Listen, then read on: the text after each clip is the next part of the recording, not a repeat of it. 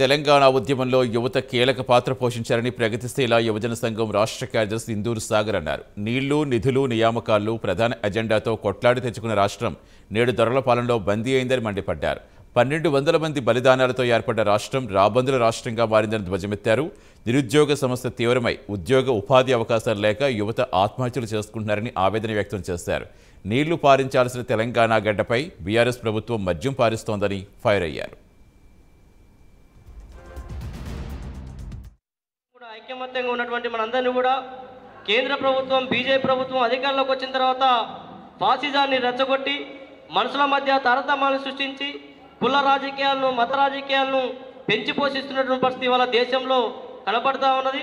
ఇలాంటి కుటిలమైనటువంటి దుర్మార్గమైనటువంటి మోడీ ప్రభుత్వాన్ని పొందబట్టాల్సినటువంటి అవసరం, కర్తవ్యం ఇవాళ యువతరం పైన ఉన్నది.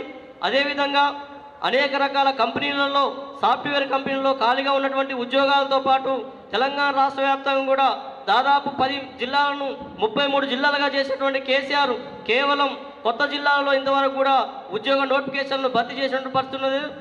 పరిపాలనా సౌలభ్యం కొరకు ప్రధానంగా కొత్త జిల్లాలు ఏర్పడినటువంటి కొత్త జిల్లాలు కానీ, మండలాల్లో కానీ అక్కడ ఉన్నటువంటి ఖాళీల్ని భర్తీ చేసేటువంటి పరిస్థితి కూడా ఇవాళ తెలంగాణ ప్రభుత్వం లేదు. కాబట్టి తక్షణమే ఖాళీగా ఉన్నటువంటి తెలంగాణ రాష్ట్ర వ్యాప్తంగా 46 ప్రభుత్వ శాఖలలో ఖాళీగా ఉన్నటువంటి 1,90,000